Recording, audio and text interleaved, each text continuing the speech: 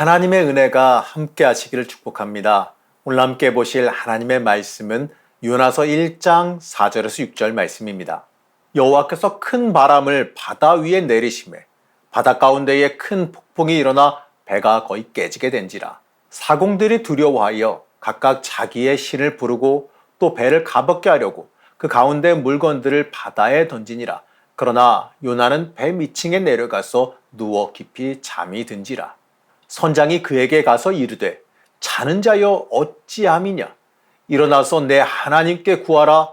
혹시 하나님이 우리를 생각하사 망하지 아니하게 하시리라 하니라. 할렐루야. 하나님의 선하심과 인자하심이 여러분들의 삶 가운데 함께하기를 축복합니다. 우리는 인생을 살아가면서요, 여러 가지 선택의 순간들을 만나게 됩니다.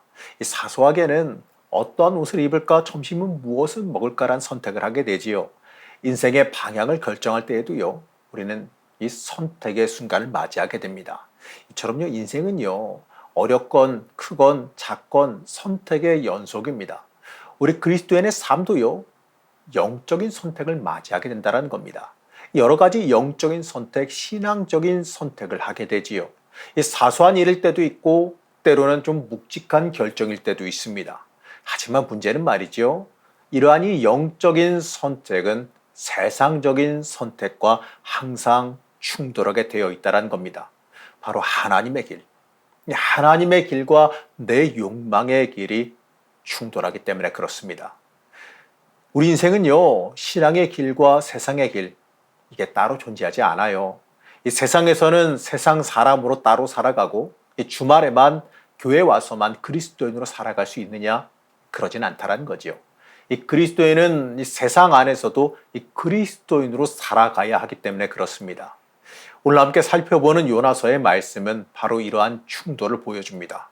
하나님께 쓰임 받았던 선지자 요나일지라도 이러한 충돌은 피할 수가 없었습니다. 우리도 우리의 인생을 살아가면서요, 이러한 충돌을 만날 수밖에 없어요. 그렇기 때문에 우리는 이 오늘 말씀을 살펴보면서 하나님의 길과 내 길이 충돌했을 때 어떻게 해야 할지에 대해서 좀 더 깊게 묵상해 볼 필요가 있습니다. 사실 요나 선지자도요, 정답은 알았을 거예요. 하나님의 부름받은 선지자로서 큰 활약을 하고 있던 요나 선지자입니다.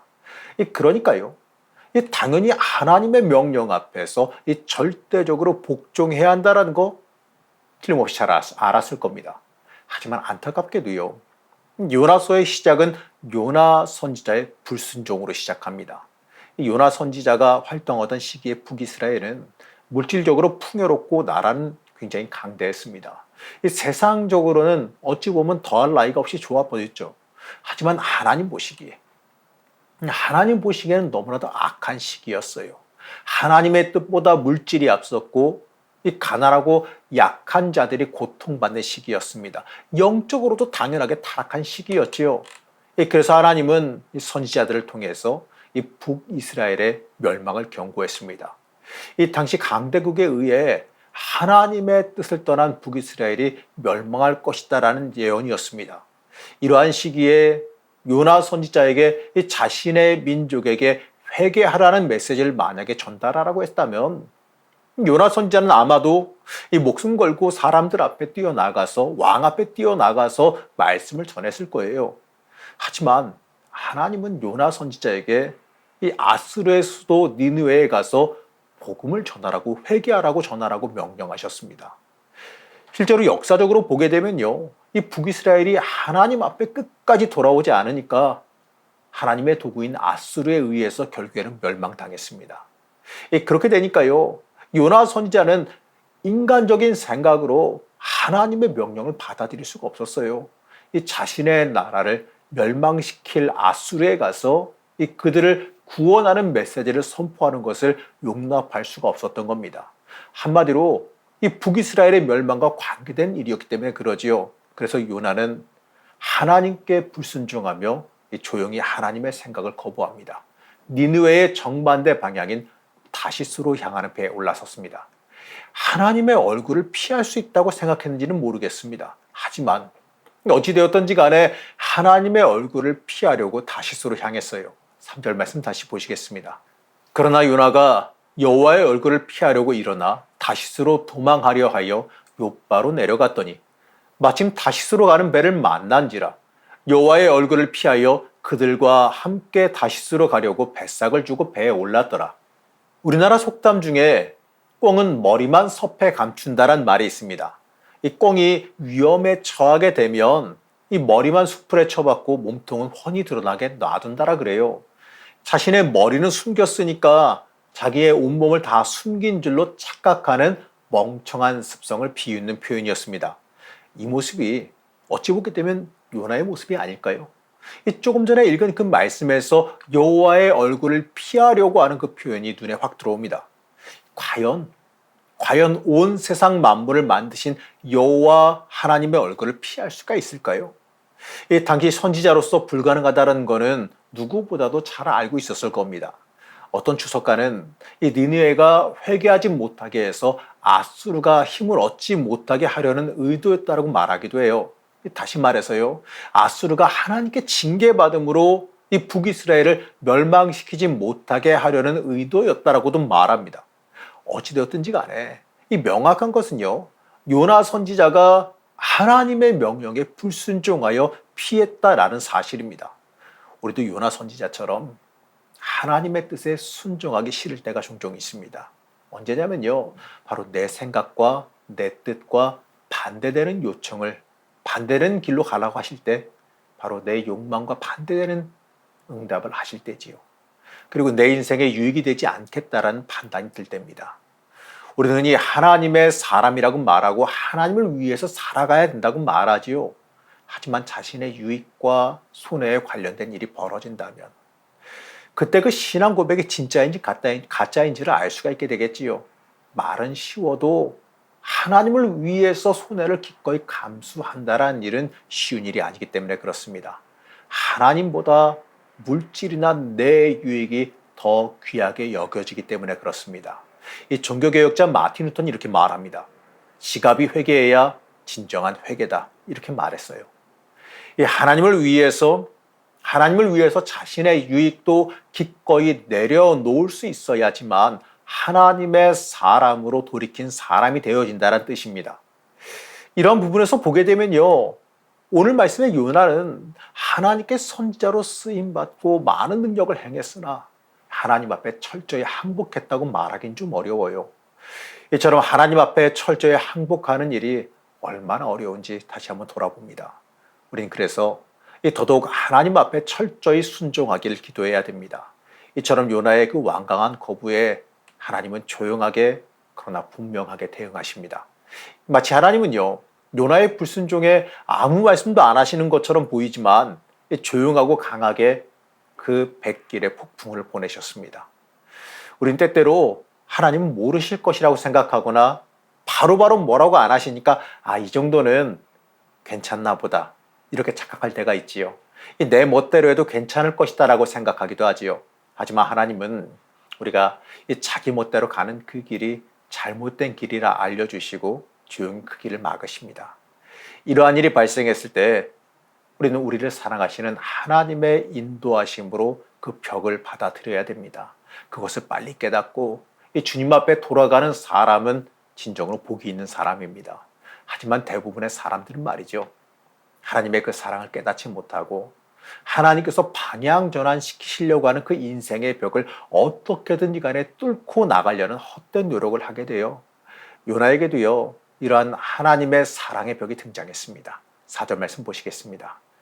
여호와께서 큰 바람을 바다 위에 내리심에 바다 가운데에 큰 폭풍이 일어나 배가 거의 깨지게 된지라. 여러분, 이 부분 말씀을 읽으시면서요, 이 장면을 한번 좀 영화적인 상상력을 동원해서 생각해 보셨으면 좋겠습니다. 가만히 영화의 한 장면처럼 한번 생각해 보세요. 이 조용히 하나님의 명령을 피해서 반대 방향으로 가는 배를 탔습니다. 여기까지는 굉장히 조용한 장면, 조용한 잔잔한 음악으로 표현되겠지요. 하지만 갑자기 모든 화면이 급박해지고 시끄러운 음악도 나오고 엄청나게 시끄럽고 번잡한 상황으로 변하게 돼요. 하나님의 방향 전환시키는 벽이 거세게 요나의 인생에 다가왔기 때문에 그렇습니다. 이 큰 폭풍우가 거세게 몰아쳐서 배가 깨질 정도로 파도가 몰아칩니다. 집채만한 파도가, 배보다 더 큰 파도가 몰아칩니다. 배 위에 물이 막 넘쳐 흐르고 배가 이리 흔들리고 저리 흔들리는 큰 풍랑이 다가왔습니다. 이제 배의 모든 사람은 생사가 걸렸으니까 이제 죽기는 싫으니까 두려워서 살기 위해서 의지할 것을 다 의지하겠지요. 각자 자기의 신을 부르고 살기 위해서 이 배를 가볍게 하려고 무역하려고 실었던 굉장히 비싸고 중요한 물건들, 자신의 재산들, 이것도 관계없이 다 바다에 던져버리지요. 그런데 이 모든 사람들이 살기 위해서 난리치는 그 가운데 혼자서 태평한 사람이 한 명 있었습니다. 5절 말씀입니다. 사공들이 두려워하여 각각 자기의 신을 부르고 또 배를 가볍게 하려고 그 가운데 물건들을 바다에 던지니라. 그러나 요나는 배 밑층에 내려가서 누워 깊이 잠이 든지라. 여러분, 이 장면에서 요나에 대해서 어떠한 생각이 드십니까? 요나가 하나님을 강하게 신뢰하기 때문에 영적인 담대함으로 태풍을 겁내지 않았을까요? 아니면 진짜로 멍청해서 너무 깊이 잠들어서 풍랑이 온 것을 모르고 잠이 들었을까요? 제가 오래전에 아주 약하게 풍랑이 일어날 때 울릉도로 향하는 커다란 여객선을 타고 있었던 적이 있습니다. 눈으로 보기에는 그냥 그리 심하게 파도치는 상황도 아니었고요. 그냥 좀 파도가 있다 하는 정도였습니다.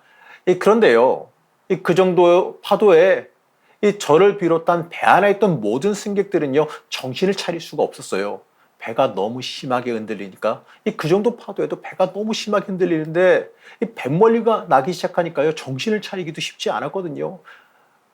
바닥에 누워서 정말 어찌할 수 없었습니다. 물건이 뭐 의자 위에서 떨어지든 뭐하든 쳐다볼 생각도 못하고 나나 추스리기 힘들었어요. 그러나 그러니까요, 요나가 과연 풍랑이 온 걸 몰랐을까요? 그러한 상황에서 풍랑이 온 걸 모르진 않았을 겁니다. 성경은 배가 깨질 정도로 폭풍과 몰아쳤다라고 말해요. 이 사람들이 살기 위해서 아우성을 치고 있고 이것저것 다 바다에 던지며 생존을 위해서 울부짖고 있는 상황입니다. 그러니까 그 시끄러운 상황, 그 번잡한 상황에서 요나가 풍랑이 온 걸 모를 수가 없었지요. 그러면 요나는 왜 배 밑 객실에 내려가서 그 시간에 잠을 자고 있었을까요? 아마도 저는 요나가 잠을 자고 있다기보다는 잠을 자는 척하면서 하나님의 메시지를 외면하고 있었을 거라 생각합니다. 요나는요, 이 풍랑이 자신의 불순종에 대한 하나님의 말씀인 걸 누구보다 잘 알았습니다. 하지만 요나는 이 니느웨에 가서 복음을 전하라고 하는 여호와의 말씀을 들은 뒤에 그 말씀에 동의하지 못해서 따르지 않기로 결정했습니다. 가만히 요나의 모습을 살펴보게 되면 이 하나님의 명령을 들은 뒤로 계속해서 그의 인생이 내려가고 있었어요. 여호와의 얼굴을 피해 욥바로 내려갔고 배 밑으로 내려갔습니다. 이처럼 이 불순종의 인생을 계속해서 살아가는데 이 불순종의 인생을 성경은 계속해서 내려가는 인생이라고 표현합니다.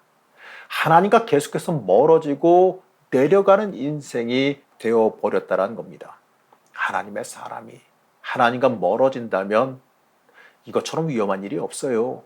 요나의 이 상황은요, 영적으로 무뎌질 대로 무뎌진 상황이라 봐도 좋습니다. 하나님의 사람으로서 선지자의 영적 민감함을 잃어버린 거예요. 이 자신의 고집과 아집이 가득해짐으로 인하여서 영적인 눈이 멀어버렸습니다. 이처럼 하나님을 등지면 하나님의 뜻에 불순종하며 살아가게 되면 우리는 영적인 민감성을 잃어버리게 됩니다. 하나님의 사람이 그 가치와 자격을 잃어버리게 된다는 그 사실, 이 큰일 난다는 것을 잊지 말아야 돼요.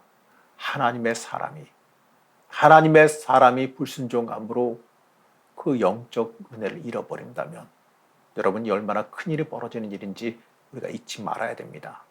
우리는 하나님께 붙어 있어야지만 우리의 인생의 가치가 있다는 사실을 잊지 말아야 됩니다. 하나님의 사람이라 말하면서 이 겉모습은 화려하게 갖추고 있어도 이 실상은 요나처럼 영적으로 둔감하여져서 위기 상황에서 잠을 자는 잘못을 범하고 있지는 않았는지 우리는 한번 돌이켜 봐야 됩니다. 이러한 영적인 퇴보가 너무나도 안타까우셨는지 하나님은 선장을 보내서 요나를 깨우셨습니다. 6절 말씀 보시겠습니다. 선장이 그에게 가서 이르되 자는 자여 어찌함이냐? 일어나서 내 하나님께 구하라. 혹시 하나님이 우리를 생각하사 망하지 아니하게 하시리라 아니라. 요나가 영적으로 무뎌져서 하나님의 방향 돌리심에도 무감각하다 보니까 이방인인 선장을 보내셨습니다. 그리고 그를 통해서 전혀 생각하지도 못한 기가 막힌 말을 하게 하셨지요. 일어나 내 하나님께 구하라. 잠자지 말고 깨어 일어나서 하나님께 기도하라라고 하는 질책이었습니다. 요나 선지자는 하나님께 크게 쓰임받던 선지자입니다. 그러한 요나가 이방인 선장에게 하나님께 기도하라라는 책망을 듣습니다. 여러분, 이거 얼마나 창피한 일입니까? 우리가 하나님과 멀어지면 우리의 인생의 기도가 사라져요. 요나는 자기 고집을 내세우기 위해서 하나님과 지금 대치 중이에요. 자기 고집을 내세우기 위해 하나님 만나지 않겠다라는 시위를 하고 있는 것과 같습니다. 어떻습니까, 여러분? 참 미련한 사람이 하나님 앞에서 고집 부리는 사람이라고 합니다. 저도 동의합니다. 이 미련한 사람이요, 세상적으로 지혜 없는 사람이 아니라 하나님 앞에서, 하나님의 명령 앞에서 내 고집 내세우는 사람이에요.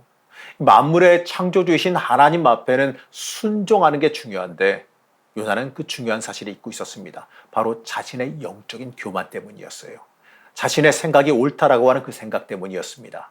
우리가 신앙인으로서 가장 크게 경계해야 되는 부분이 바로 영적인 교만이에요. 내가 옳다라는 잘못된 생각입니다. 내가 잘하고 있다는 생각, 이 정도면 충분하다는 생각이지요. 나 정도면 직분이 이 정도 되었으니까 내가 하는 일은 다 옳은 일 아니겠느냐라는 영적인 교만에 빠져서는 안 됩니다. 우리 매 순간 하나님의 뜻을 물어봐야 되고 하나님의 뜻에 내가 바르게 순종하고 있는지 민감하게 반응해야 됩니다. 잘못하다가는요, 내 욕심과 내 생각이 앞설 수가 있어요. 특히 신앙생활이 오래되고 직분이 높은 사람들은 더 주의해야 됩니다.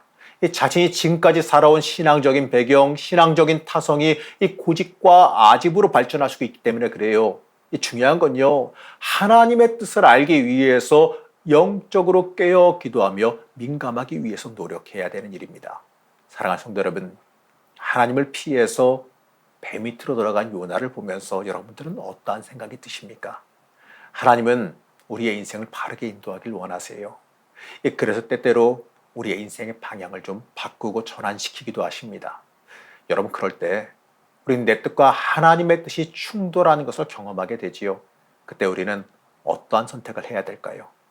요나와 같은 선택을 하시겠습니까? 하나님 앞에서 내 생각이 옳다고 고집 부리시길 원하시겠습니까?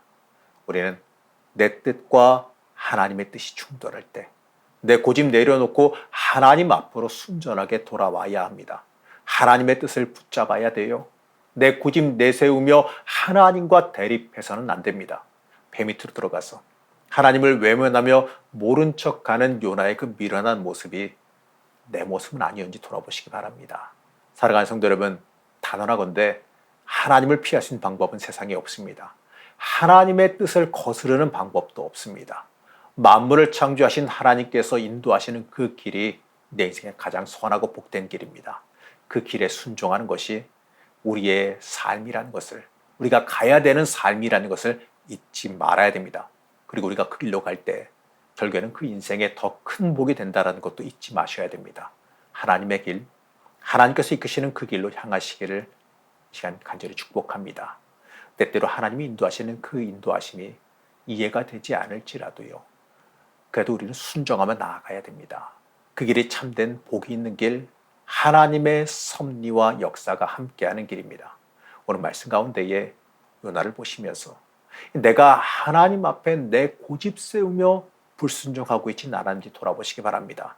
그리고 하나님 앞에 내 고집과 아집을 내려놓는 복된 삶을 살아가시기를 시간 간절히 축복합니다.